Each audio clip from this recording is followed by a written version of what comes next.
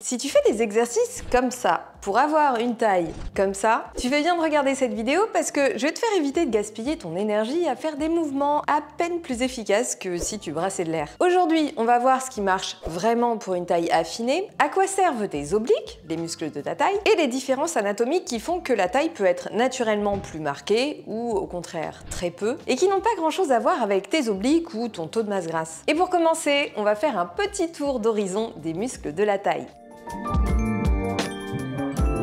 Donc, les muscles de la taille, ce sont principalement ceux qui entourent la région abdominale et lombaire et qui ont pour rôle d'assurer la stabilité du tronc, les mouvements comme la flexion latérale et la rotation, et le transfert de force et d'énergie entre le bas du corps et le haut du corps. Ils aident aussi à maintenir l'équilibre dynamique, notamment lors de mouvements asymétriques ou unilatéraux, ce qui permet à la fois des mouvements plus efficaces et une meilleure protection du dos, et j'ai bien envie de dire qu'il s'agit d'un de leurs rôles les plus importants. Petit aperçu anatomique, ne t'inquiète pas, on va faire court, mais c'est important que tu vois un petit peu mieux comment c'est fait là-dessous pour mieux comprendre la suite et éviter de faire des mouvements qui ne servent pas à grand chose. Au plus profond, on trouve le carré des lombes. Alors, ça te paraît peut-être bizarre parce que techniquement c'est un muscle du dos, mais qui fait partie de la région de la taille, qui ne se limite pas qu'à ça. Et le carré des lombes, il collabore avec les obliques pour assurer la stabilité, le contrôle et la fluidité des mouvements latéraux et rotatifs du tronc. Esthétiquement parlant, tu t'en fiches certainement pas mal, mais d'un point de vue fonctionnel, il est très important. Toujours en profondeur, on trouve mon grand chouchou, le transverse. C'est pas la première fois que je t'en parle sur cette chaîne parce que bien qu'il soit invisible, son rôle est hyper important. Et même si on le voit pas, c'est lui qui contribue le plus à l'effet taille affinée et ventre plat qu'on recherche souvent en travaillant les abdos. C'est pas compliqué, ton transverse, c'est ta gaine naturelle. Et s'il y a bien un muscle abdominal que je te conseille de travailler en priorité, c'est celui-ci. J'ai fait une vidéo complète sur le sujet que je te remets par ici, et aussi une séance coachée en temps réel pour t'aider à connecter et à engager efficacement ton muscle transverse. Je te remets tout ça en description. Et je te partage aussi 3 exercices pour bien le travailler juste après. Pour le moment, on continue avec les obliques, ceux qu'on s'acharne à travailler à coup de flexion latérale pour affiner la taille. Première couche, on a les obliques internes, et puis au-dessus, on a les obliques externes qui travaillent soit en synergie, soit en antagonisme selon les mouvements. Flexion latérale, rotation, stabilisation du tronc. Bon, t'as pas spécialement besoin de savoir tout ça en détail, et si j'approfondis trop, tu vas t'endormir, alors on continue avec le muscle le plus superficiel, celui responsable des tablettes de chocolat et de la flexion du tronc, le grand droit. Voilà pour le tour d'horizon des muscles de la taille. Maintenant, quel est leur rôle dans son apparence? Est-ce que faire des dizaines de crunch et de flexion latérale va l'affiner? Je pense que tu connais déjà la réponse. Non. Parce que tes obliques et ton grand droit, ils fonctionnent comme le reste des muscles de ton corps. Si tu les sollicites, ils se développent. Alors, ce que tu gagnes à enchaîner des mouvements ciblés, c'est une hypertrophie potentielle. Du coup, l'inverse de ce qui permettrait d'affiner la taille. Et c'est pas parce que ça brûle sur une zone quand t'enchaînes les répétitions que t'es en train de brûler le gras à cet endroit-là. On aimerait bien y croire dur comme fer, mais non, nada. Si ton corps a besoin de brûler du gras parce que tu lui imposes une dépense énergétique supplémentaire ou un déficit calorique, c'est lui qui décidera dans quelle réserve aller piocher. La poitrine, les bras, les fesses, les cuisses, le ventre. C'est pas tes flexions latérales qui vont changer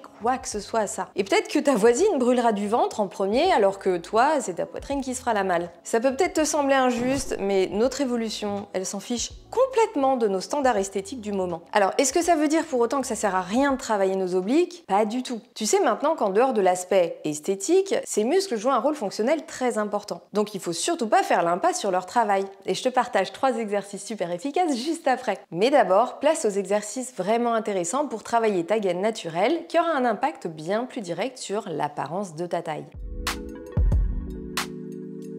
On parle beaucoup du stomach vacuum et de ses bienfaits. J'ai d'ailleurs fait une vidéo complète sur le sujet que je t'invite à aller regarder. Elle se trouve aussi en description de cette vidéo. Mais moi, je préfère une approche plus fonctionnelle qui ne nécessite pas de faire de l'apnée et qui te permettra bien plus de transposer l'engagement de ton transverse à tous tes mouvements, ce qui est bien plus intéressant. Donc, place à la pratique. On commence avec un travail en quadrupédie, genou au sol ou décollé, où tu vas engager le centre du corps à chaque expiration en imaginant qu'un corset se serre tout autour de ta taille. Tu peux faire une dizaine de répétitions en allongeant ton temps d'expiration pour engager ton transverse plus longtemps et plus intensément. Et si tu es à l'aise, tu peux rajouter de l'instabilité en relevant un bras et la jambe opposée à chaque expiration. Tu peux aussi faire exactement la même chose en planche, en bassin neutre, sur les genoux ou sur les pieds. Deuxième mouvement, la colonne grecque. Il a l'air tout bête ce mouvement parce qu'on a vraiment l'impression qu'il ne se passe pas grand chose, mais il est vraiment pas si facile à faire. Déjà, il faut que tout ton corps soit aligné et ton bassin en position neutre de manière à ce que tu n'aies pas une hanche plus en avant que l'autre et que ta taille ne soit pas affaissée dans le sol. Et il faut que tu arrives à garder tout ton corps bien gainé pendant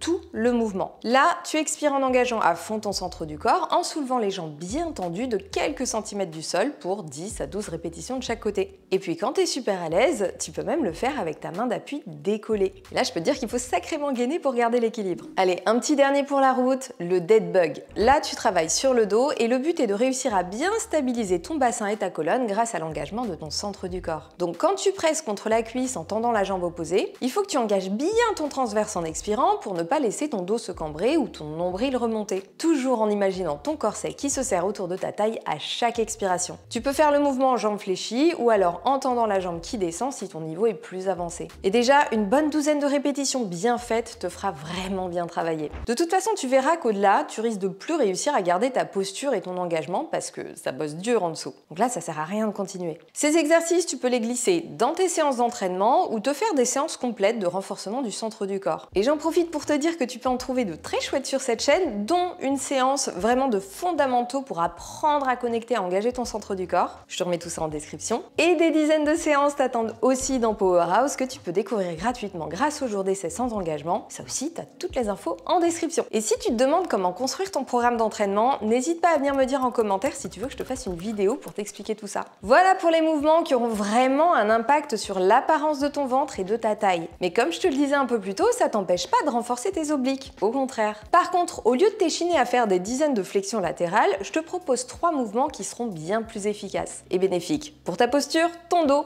et tes mouvements.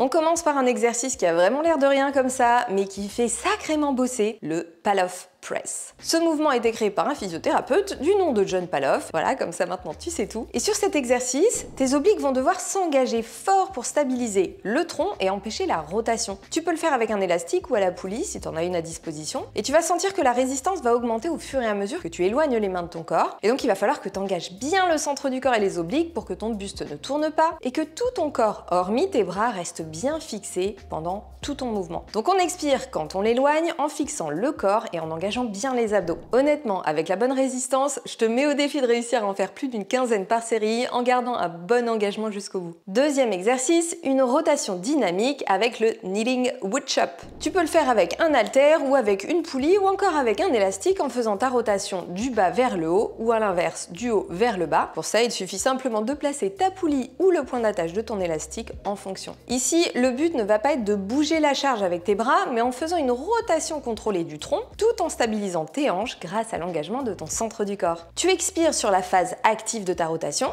vers le haut si tu as un poids libre ou si ton élastique ou ta poulie sont attachés en bas, ou vers le bas si ton élastique ou ta poulie sont attachés en haut. Tu peux faire le mouvement de manière plus ou moins rapide selon tes capacités de contrôle et tes objectifs, notamment si tu pratiques un sport qui demande de la force sur des mouvements rotatifs dynamiques. Mais toujours en t'assurant de bien contrôler le mouvement, de garder tes hanches et tes jambes fixes durant tout le mouvement sans te décaler de ton centre de gravité durant la rotation. Et bien sûr, sans finir ta série en apnée. Tu peux varier les types de résistance et leur position ou simplement garder celle qui te convient le mieux. Et pour finir, ça n'a pas été facile de choisir parce qu'il existe tellement de super exercices pour bosser les obliques, mais tu auras bien l'occasion de les découvrir au fil de ta pratique parce que nous, en dehors de la pratique, dans cette vidéo, on a encore quelques petites choses à voir. Là, je vais arrêter mon choix sur une planche latérale dynamique parce que c'est un super moyen de bosser les obliques et les abdos profonds et qu'en plus, tu peux avoir du travail bonus si tu fais par exemple une planche de Copenhague ou Copenhagen Plank qui tire son nom de là où l'étude sur cet exercice a été faite. Voilà, comme ça tu sais tout. Et si tu t'y connais un peu plus, peut-être que tu es en train de te dire que c'est un exercice pour les adducteurs. Ce à quoi je réponds oui, et c'est un super exercice pour ça. Mais pas que, parce que l'exercice s'effectue en planche latérale et que ton centre du corps et tes obliques travaillent pour élever ton bassin sur le mouvement et stabiliser ton tronc. Donc tant qu'à faire une planche latérale, autant avoir un double bénéfice. Et pareil pour les relevés de bassin latéraux ou hip raise qui, en plus de faire travailler tes obliques et ton centre du corps, renforcent efficacement tes petits et moyens fessiers. Et si tu relèves tes points d'appui, tu peux avoir une sacrée amplitude de mouvement. Ici, comme pour la planche de Copenhague, tu vas chercher une belle amplitude contrôlée sans tourner ton bassin et en expirant sur la phase de contraction active de ton mouvement. Voilà, déjà avec ces 3 mouvements, t'as de quoi bien faire travailler tes obliques et maintenant tu sais pourquoi c'est important de les solliciter. Et plus globalement, ce travail de renforcement est crucial pour préserver ton capital musculaire, ta densité osseuse et ton métabolisme qui ont tendance à décliner au fil des années. Si tu veux en savoir plus, j'ai fait une vidéo qui devrait beaucoup t'intéresser et t'aider à organiser ton entraînement et ton alimentation pour que tu retrouves une pleine forme et que tu la maintiennes le plus longtemps possible. C'est important pour ta qualité de vie et ça pourra t'éviter de rester coincé dans le cercle répétitif de régime et de séances brûle-graisse. Parce que bon, on n'est pas des bâtons d'encens qui crament en permanence. On a besoin de construire et de se nourrir pour être en forme sur le long terme. Cette vidéo t'attend juste ici et elle est truffée de conseils. Bon, maintenant qu'on a vu la théorie et la pratique, dernier point, en dehors de tes abdos, qu'est-ce qui définit l'apparence de ta taille et qu'est-ce que tu peux vraiment changer ou pas? On commence par ce que tu ne peux pas changer, ton squelette. Et je vois tellement de nanas s'échiner à essayer de ressembler à des filles qui n'ont pas du tout la même structure osseuse qu'elles. Et j'en ai fait partie. Pendant longtemps, j'ai essayé de ressembler à des modèles fitness qui n'avaient pas du tout la même anatomie que moi. Et c'est important de comprendre la sienne pour éviter de se battre contre des moulins à vent et de se générer des complexes complètement inutiles basés sur des trucs qu'on ne peut pas changer.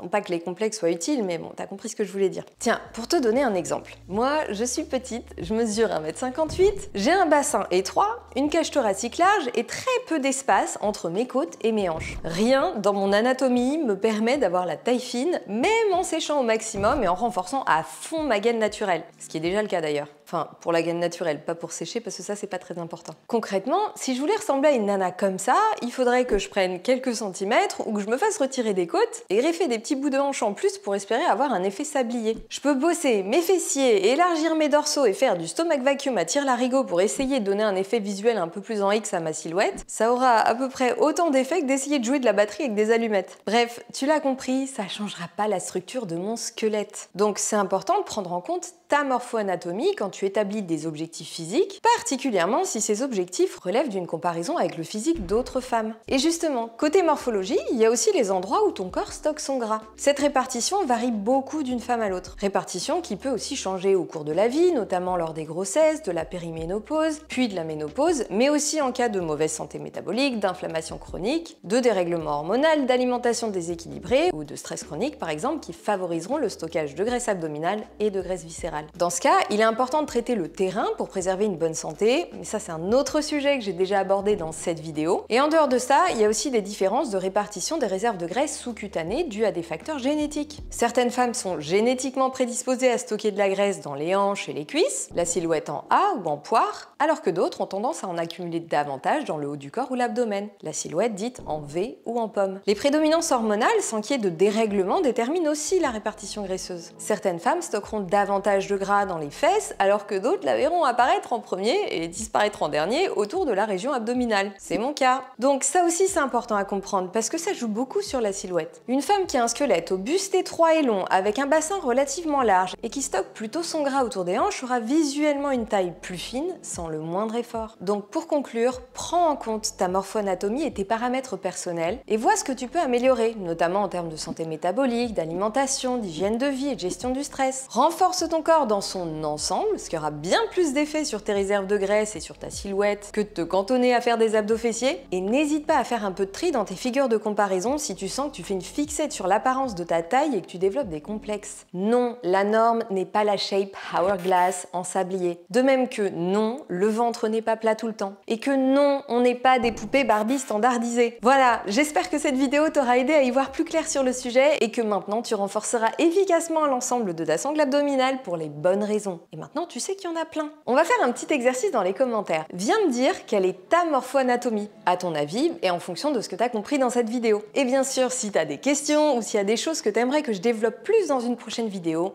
n'hésite pas à me le dire aussi. Je te remets aussi quelques ressources utiles en description, notamment sur le gras et les abdominaux. N'hésite pas à aller les consulter pour en savoir plus sur le sujet du jour. Je te remercie de m'avoir écouté jusqu'au bout et je te dis à très vite pour une prochaine vidéo.